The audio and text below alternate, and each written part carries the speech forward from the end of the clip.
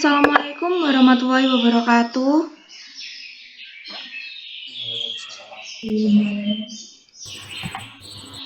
Kami dari kelompok 5 akan mempresentasikan kontribusi Islam terhadap peradaban dunia. Sebelumnya, perkenalkan, nama saya Aulia Geodwardianti sebagai moderator, dan teman saya. Saya Nindita Jayanti. Saya Dewi Arini. Saya Dewi Bowo.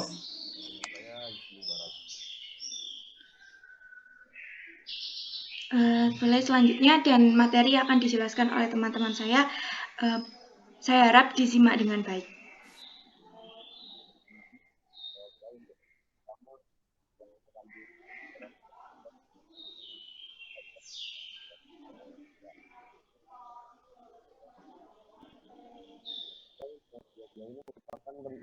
Dari organisasi yang pertama untuk Kiai Haji Hasyim Asy'ari merupakan pendiri Nahdlatul Ulama, dan yang satunya merupakan Kiai Haji Ahmad Dahlan, pendiri dari Muhammadiyah.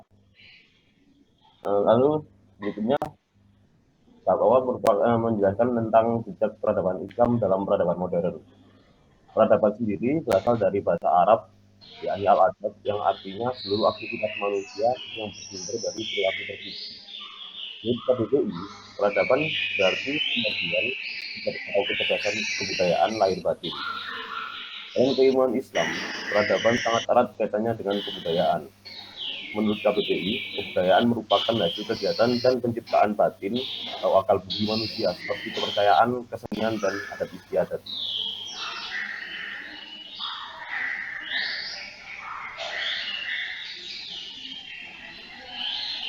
Kebudayaan mengarah pada suatu nilai dalam suatu masyarakat, sedangkan peradaban mengacu pada wujud kemajuan mekanis dan teknologi. Kebudayaan direfleksikan dalam seni sastra, agama, dan moral.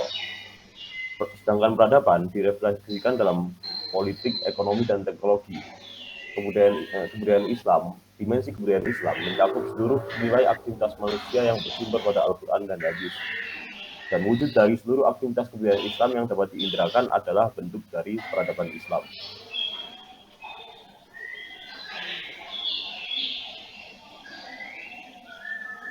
Melihat dari perkembangan zaman, terdapat faktor-faktor penyebab kemajuan dan kemunduran dalam dinamika kebudayaan Islam. Yang pertama, sebab kemajuan umat Islam ada dua hal. Yang pertama adalah meningkatnya budaya literasi pada masyarakat Arab, yang mana terinspirasi dari turunnya wahyu Al-Quran yang berupa mukjizat secara literatur yang mendorong tingginya minat literasi dalam masyarakat Arab. Yang kedua adalah pengaruh filsafat dan logika Yunani yang mendorong para ilmuwan Arab untuk berpikir secara sistematis. Lalu, sebab-sebab kemunduran umat Islam, yakni pertama konflik politik antar putra mahkota, yang kedua hilangnya kredibilitas para penguasa akibat perilaku nista dan meninggalkan ajaran Islam, dan yang terakhir karena serangan dari bangsa Mongolia.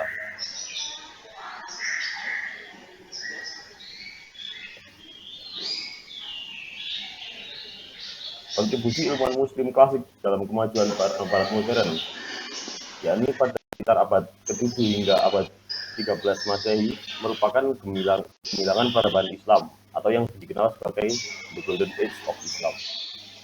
Universitas Cordova di Andalusia menjadi tempat yang didatangi oleh para pegiat ilmu dari berbagai penjuru Eropa Barat seperti Italia, Prancis, Swiss, Jerman, dan Inggris.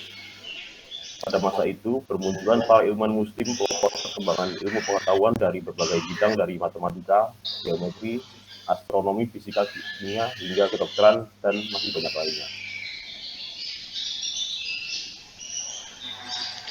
Nah, selanjutnya ini ada Jabir bin Hayyan, atau bisa disebut juga Abu Musa Jabir bin Hayyan al-Azzi.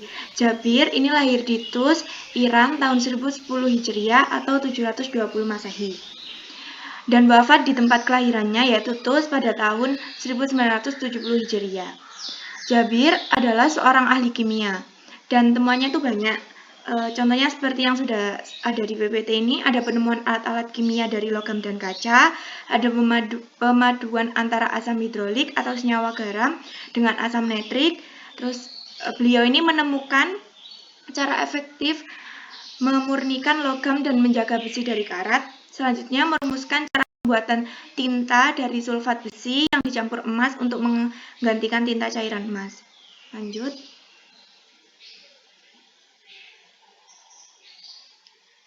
Yang kedua ini ada Muhammad bin Musa al-Khwarizmi.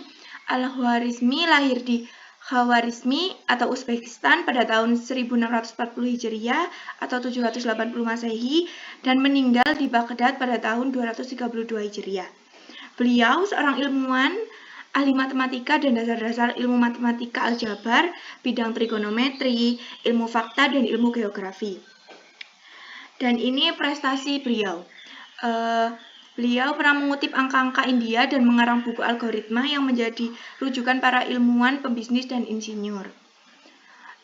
Beliau juga menggagas aljabar dan memisahkan dari ilmu hitung. Beliau mengarang buku berjudul Al-Jabar wa Al-Muqabalah sebagai dasar pembentukan ilmu. Selanjutnya, ada Al-Kindi. Nama lengkap beliau adalah Abu Yusuf Yakub Al-Kindi. Beliau lahir di Kufa dan wafat pada tahun 260 Hijriah atau 876 Masehi. Beliau memiliki pemikiran besar yang mungkin mengungguli para ilmuwan besar lainnya, dan beliau memiliki sebanyak 230 karya buku. Dan di sini ada karya-karya beliau tentang dasar ilmu modern. Dalam bidang astronomi, beliau menyatakan dampak posisi planet pada keadaan di bumi seperti pasang surut air laut. Terus ada dalam bidang ilmu alam dan fisika, warna biru langit bukanlah warna asli dari langit, melainkan pantulan dari cahaya lain berupa penguapan air dan debu di udara. Selain itu, Al-Kindi juga banyak mengarang kitab dalam bidang teknik mesin, kimia industri, kimia logam, matematika, geometri, kedokteran, filsafat, farmasi, dan bidang musik.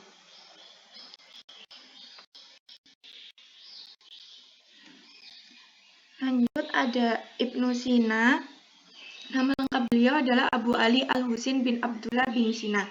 Beliau lahir di Avatsna, Uzbekistan tahun 370 Hijriah dan wafat di Hamzan, Iran pada tahun 428 Hijriah atau 1037 Masehi. Ibnu Sina ini ahli dalam filsafat dan terutama kedokteran. Berikut ada beberapa prestasinya.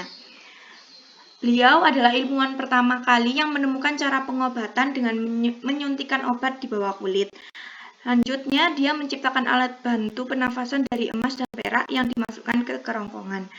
Dan yang terakhir, ahli di bidang kedokteran, ia menemukan adanya cacing ankylostoma, cacing filaria, penyakit gajah, pengobatan antraks.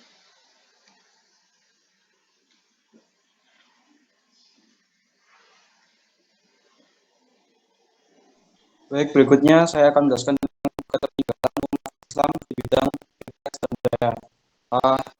Selama beberapa abad berada di puncak peradaban dunia, umat Islam ini pernah memasuki fase kemunduran. Nasib tragis menimpa umat yang pernah memimpin peradaban ini. Mereka mengalami kehinaan dan ketertindasan dalam penjajahan, kemiskinan, dan kebodohan menjadi sesuatu yang melekat padanya.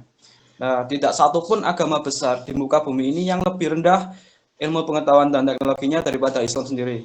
Nah, apa sih penyebabnya? Penyebabnya yaitu Harun Nasution mengatakan yaitu bahwa setelah fase kemunduran tersebut, umat Islam menumbuhkan rasa pasrah, yaitu menerima apapun yang terjadi karena dipercaya itulah ketentuan Allah Subhanahu wa taala yang harus diterima. Lalu yang kedua itu umat Islam lalai dengan memahami serta mengamalkan ajaran agama Islam sendiri. Nah, dampak dari hal-hal tersebut diantaranya yaitu yang pertama, negara muslim tidak bisa membuat rakyatnya makmur meski sumber daya alamnya yang berlimpah. Lalu dampak yang kedua yaitu umat Islam kehilangan harga diri dan kepercayaan diri mereka. Lalu beberapa menjadi pengikut budaya negara-negara barat dan krisis sosial dan moral dan kejiwaan juga marak terjadi di masyarakat. Nah, beberapa tokoh ahli memberikan solusi, yaitu diantaranya Sari 2009 mengatakan yaitu mencetak orang-orang yang beriman yang menguasai ilmu pengetahuan dan teknologi, dan sebaliknya yaitu ahli-ahli iptek yang berimtak. Nah, Yang kedua yaitu Firdaus 2017 yang mengatakan merubah pemahaman tradisional menjadi pemahaman baru dan modern untuk kembali meraih kejayaan Islam sebelumnya. Lalu Abidin 2006 mengatakan memproduksi piranti-piranti teknologi melalui imitasi teknologi barat dengan penguasaan landasan ilmiah. Jadi tidak hanya memproduksi saja, tapi harus menguasai bagaimana cara membuatnya landasan ilmiahnya.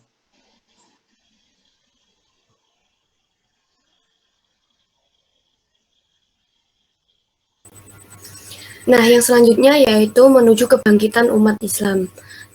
Menuju kebangkitan umat Islam terdapat dua aspek, yaitu aspek internal sama eksternal. Yang pertama yaitu aspek internal. Aspek internal sendiri yaitu semangat bangkit dari keterpurukan umat Islam bisa dimulai dari potensi internal. Umat Islam secara individual potensi besar untuk maju, namun secara kolektif umat Islam masih banyak memiliki kelemahan, yaitu sering berseteru dalam hal perbedaan fikih furu'iyah tidak asasi, yaitu contohnya perdebatan pada penggunaan kunut pada sholat subuh.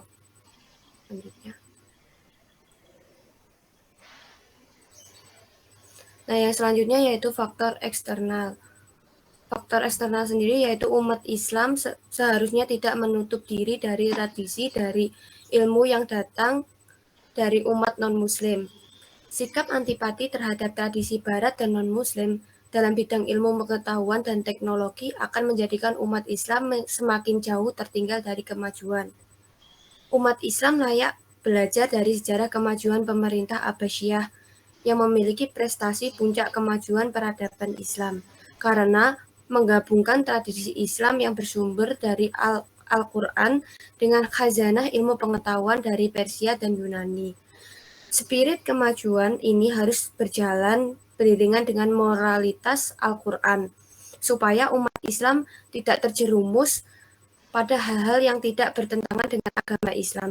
Karena Islam adalah agama yang mendorong kemajuan iptek. Namun kemajuan iptek akan menjadi masalah besar bagi masa depan jika tidak sesuai dengan moralitas Al-Quran.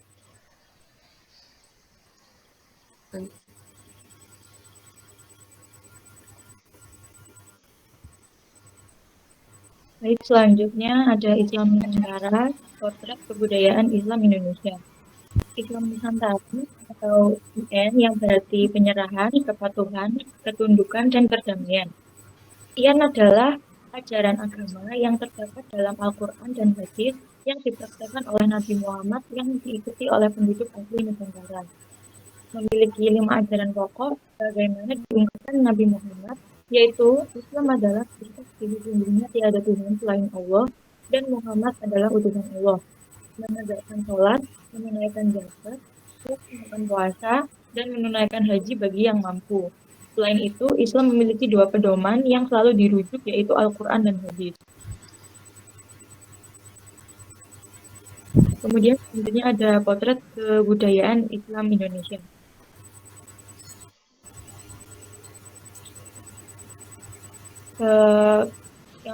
Selanjutnya ada kerajaan-kerajaan Islam. Kerajaan Islam yang pertama kali berdiri di Nusantara adalah Kerajaan Samudra Pasai di pesisir timur Laut Aceh pada pertengahan abad ke-13 Masehi. Kerajaan ini didirikan oleh Malik Al-Saleh. Selanjutnya adalah Kerajaan Aceh. Raja pertama yang memerintah Kerajaan Aceh adalah Ali Muqayyad Shah. Puncak kejayaan Kerajaan Aceh terjadi saat dipimpin Sultan Iskandar Muda. Kemudian di wilayah Jawa terdapat Kerajaan Islam Demak dengan Raden Patah sebagai raja pertama. Selain ketiga kerajaan tersebut, perkembangan Islam terus mengalami perkembangan. Kemudian ada wujud peradaban Islam di Indonesia. Yang pertama itu birokrasi keagamaan. Jadi tutup penasehat raja adalah para ulama. Yang kemudian ulama dan karya-karyanya. Ulama muslim terkenal pertama di Indonesia adalah Hamzah Pansuri mengarang kitab Asraru Al-Arifin di seperti Bayan, Ilaf, Suluk, Wa, atau Tauhid. Kemudian ada arsitek bangunan yang biasanya tertuang dalam arsitektur masjid-masjid di Indonesia.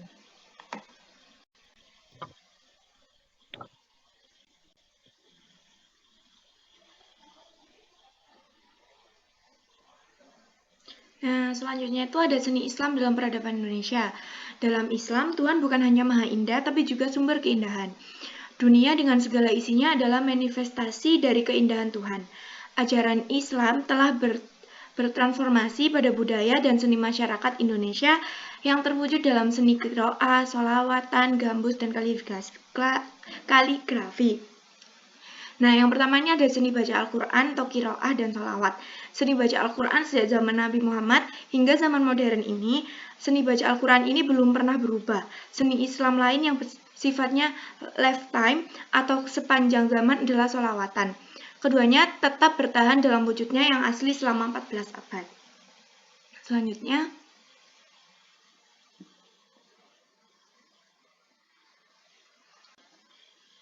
nah, yang kedua ini ada musik gambus dan rebana.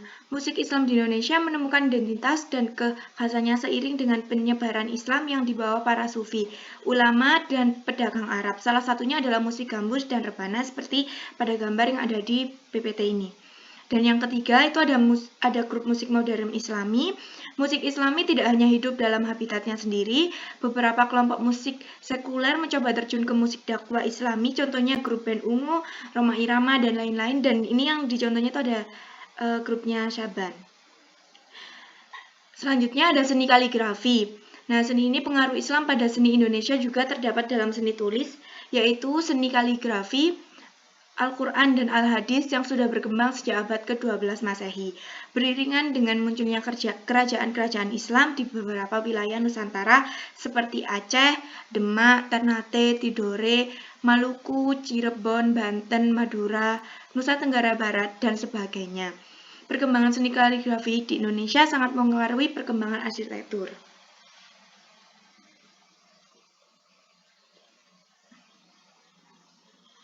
Nah, kami sudah menjelaskan tentang materi yang kami bawakan, tentang kontribusi Islam terhadap peradaban dunia.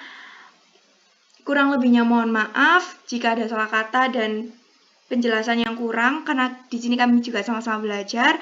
Sekian dari kami. Wassalamualaikum warahmatullahi wabarakatuh.